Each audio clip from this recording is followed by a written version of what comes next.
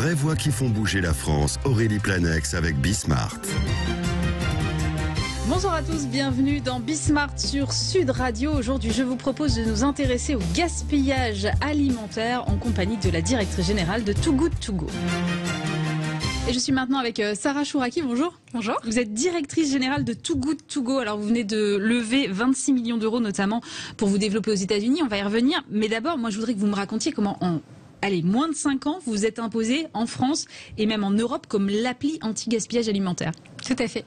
Du coup, Too Good To Go, ça a été créé il y a 4 ans sur un constat hyper simple qui était que le gaspillage alimentaire est une aberration à la fois économique, écologique et sociale. Et on a voulu apporter une solution très simple à tout le monde pour pouvoir agir contre le gaspillage alimentaire. Ouais. Du coup, la première solution, c'est vraiment une application très simple qui permet de connecter au bon endroit et au bon moment des commerçants qui ont des invendus avec des utilisateurs qui vont pouvoir aller sauver ces invendus à un prix réduit.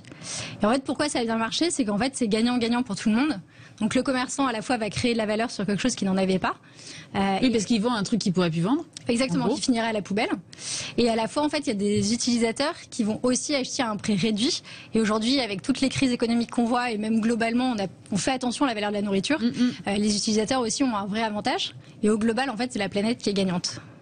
Et vous prenez une commission sur ces paniers-là, c'est ça? Oui, tout à fait. En fait, du coup, on prélève une commission, notamment parce qu'en fait, on veut aller au-delà de l'application et être un mouvement de lutte contre le gaspillage alimentaire.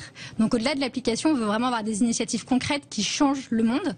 Donc, par exemple, on a développé en fait un pacte sur les dates de consommation. Mais oui, j'ai vu ça. C'était au mois d'octobre dernier, je crois. Oui, exactement. On l'a lancé en 2019. On a signé avec 50 signataires en janvier 2020. Et on a eu une application concrète en octobre avec des engagements très concrets. Donc il y avait entre autres par exemple une campagne nationale pour vraiment que tous les Français prennent conscience de la différence entre une date limite de consommation et une date à durabilité minimale, ou par exemple de changer sur le packaging pour que ce soit beaucoup plus clair et qu'en fait parfois on comprend rien aux dates. Ouais. Et là c'était vraiment d'utiliser ses sens en disant avec des petits pictogrammes, regardez, sentez, goûtez. Donc quand vous allez chez le boucher et qu'il n'y a pas de packaging, vous n'avez pas de date et vous utilisez vos sens. Donc c'est un peu donner en fait des tips à chacun au-delà de l'application pour dire l'application c'est in fine une fois que le gaspillage a eu lieu, mais en amont on veut aider le plus grand nombre en fait à ne pas gaspiller. Et aujourd'hui il y a combien de personnes qui utilisent votre appli en France, en Europe? Donc en France on a 8 millions d'utilisateurs. Donc on vient de dépasser un peu. Ouais, quand même. C'est énorme. On travaille avec 15 000 commerçants, donc ça couvre vraiment toute la France.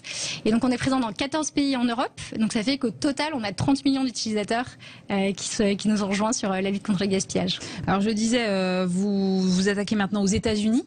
Les États-Unis, alors j'ai lu que c'était les champions du monde. Bon, ça m'a pas tellement étonné, mais du gaspillage alimentaire. 100 kilos jetés par an contre 29 kilos en France. Comment est-ce que vous allez, entre guillemets, les évangéliser à tout ça? Parce que là, il faut changer le mindset, quoi. Bon, on va faire un peu le même modèle que ce qu'on a fait en France. Du coup, on a lancé aux États-Unis en septembre et l'objectif, c'était vraiment de vérifier sur quelques mois si ce qui avait marché en France allait marcher aux États-Unis. Ouais. Donc, notamment d'approcher les commerçants et de voir est-ce qu'ils étaient à l'écoute en fait d'une nouvelle solution. Et oui, ils le sont parce qu'ils n'ont rien d'autre aujourd'hui. Donc, du coup, c'est vraiment pour eux quelque chose qu'ils voient comme un truc positif. Surtout que et les commerçants ont des difficultés financières en ce moment et voient n'importe quelle source de revenus. Et en plus, en ce moment, il y a beaucoup d'à-coups de consommation qui fait qu'on ne sait jamais en fait si on va avoir beaucoup de monde, pas beaucoup de monde dans notre supermarché ou magasin. Donc ça les aide beaucoup. Et après, il y a vraiment toute la dimension de produire du contenu pour intéresser les gens. Donc du coup, c'est vraiment, ça va partir des fruits et légumes de saison ou que faire avec des fans de carottes. Enfin, c'est vraiment des choses très concrètes. Mais en fait, ça connecte vraiment les consommateurs. Il y a des communautés qui se créent. En fait, une des raisons pour lesquelles ça a marché en France, c'est qu'en fait, il y a eu beaucoup de bouche à oreille, à la fois des commerçants et à la fois des utilisateurs. Il y a des communautés sur Facebook qui existent, qui sont Too Good To Go, mais qui ne sont absolument pas créées par nous. Donc les gens en fait se partagent des bonnes pratiques en disant est-ce que vous connaissez tel magasin, est-ce que vous avez été content de l'expérience ou j'ai pas été content de tel truc, etc. D'accord. Et en fait ils se partagent des bonnes pratiques. Et ça c'est quelque chose qui a beaucoup fonctionné parce que nous on n'est absolument pas dedans. Et en fait, Too Good To Go devient presque un label en disant, bah en fait, tous ensemble, on lutte contre le gaspillage alimentaire et ils sont fiers en fait de partager aussi ce qu'ils font au quotidien. Et aux États-Unis, ça peut marcher de se baser uniquement sur le bouche à oreille, où il va falloir aller chercher une stratégie avec, je sais pas, des influenceurs, des représentants plus emblématiques, quoi. Ouais. Bah en fait, ça va faire partie, je pense, de la stratégie. Donc pour l'instant, on a une approche qui est ville. Donc on a lancé New York et Boston. Ouais. Et là, on va aller plus vers Washington, vers Chicago. Enfin un peu voilà. Et après on espère mailler le territoire. Exactement. Pour avoir aussi une approche locale. Donc c'est quelque chose qu'on va avoir aussi, et notamment d'avoir des influenceurs peut-être extrêmement précis, en tout cas local, pour aussi partager et faire adhérer.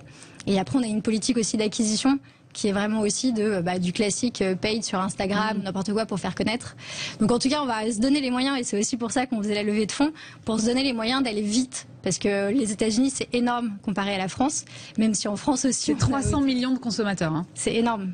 Donc du coup, c'est vrai qu'il y aura cette double approche vraiment ville. Et à la fois, on verra si ça prend, ça fera un peu comme en France où on a eu une approche nationale. On a déjà eu une retombée presse au niveau national aux États-Unis, qu'on était déjà fiers. Donc voilà, c'est comment on continue là-dessus. Alors justement, vous êtes accompagné par Alexandre Mars, auprès de qui vous avez levé une partie des fonds que vous venez de lever. Comment est-ce que lui vous accompagne dans cette démarche-là de conquête des États-Unis, puisque c'est un marché qu'il connaît bien, je pense. Oui, exactement. Du coup, il a cette double pont entre l'Europe et les États-Unis. Et aussi, le fonds Bliss, c'est le premier fonds européen à être Bicorp, parce que nous aussi, on est. Et du coup, on a tous, cette volonté d'avoir un impact vraiment, certes économique, mais surtout aussi environnemental, social et de gouvernance. Et là-dessus, ça fait partie des critères que Bliss demande aux investissements dans lesquels il rentre. Bliss qui est le fonds d'Alexandre Mars, on va recontextualiser. Le fonds d'Alexandre Mars, pour vraiment dire, on veut bien vous aider, mais à certaines conditions. Et notamment, on va vraiment travailler justement sur cette amélioration Bicorp, sur comment être plus dans la diversité, etc. Et c'est vrai que comme il est très présent aux États-Unis, il va forcément nous aider aussi à mieux comprendre ce marché, à connecter aux bonnes personnes. Donc on a vraiment hâte. C'est vrai qu'en France, on voit un mouvement qui est déjà engagé depuis plusieurs années avec plus de bio, plus de local, moins de gaspillage, effectivement. Est-ce qu'aux États-Unis, alors vu de la France, on a l'impression que tout le monde fait pareil, mais est-ce qu'aux États-Unis, ils sont dans la même démarche, dans le même mouvement ? Donc la particularité de la France, et une des raisons pour lesquelles ça a beaucoup marché, c'est déjà que les Français adorent la nourriture. C'est ça. Mine de rien, le midi, on pense à ce qu'on mange le soir, etc. C'est vraiment une culture d'un moment de partage. Et du coup, on a vraiment cette valeur de la nourriture qui est très forte, qui au-delà du sens économique, c'est quelque chose qui est culturel, c'est quelque chose qu'on aime. Donc il y a ce côté-là, et il y a aussi que la France a été le premier pays à légiférer contre les gaspillages alimentaires. Absolument. Donc en 2016, en imposant aux grandes surfaces, notamment de trouver des solutions au gaspillage alimentaire, donc ça a aidé à remettre ce sujet du gaspillage alimentaire sur la table. Aux États-Unis, on n'y est pas encore là-dessus, mais on va avoir cette même volonté d'essayer de changer aussi au niveau des lois, au niveau des gouvernements, de ce qui est possible de faire. On sait que c'est plus compliqué, mais on croit vraiment à la coalition d'acteurs. Donc si on n'arrive pas à aller directement au niveau des lois, on va essayer surtout de rassembler des industriels, de la grande distribution, ou même des associations de commerçants ou des associations de consommateurs. C'est vraiment comment on engage plus de gens pour que la voix elle soit plus forte. Vous n'avez pas de concurrents aux États-Unis? Personne s'est dit tiens, regardez ce que font les petits Frenchies, on va faire la même chose chez nous? En fait, il y en a qui ont essayé. Hein. On va pas dire qu'il y en a pas qui ont essayé, mais c'est vrai qu'après on a nous la chance d'avoir du coup cette technologie qui marche, qui est vraiment pertinente et qui a été testée dans tous les pays. Et on a aussi, du coup, ce poids financier pour ne pas être qu'une application. Et en fait, si des commerçants aujourd'hui nous rejoignent, c'est aussi parce qu'on a un mouvement, parce qu'en fait on est un partenariat, on va créer du contenu, on va les aider en magasin, on va former leurs employés.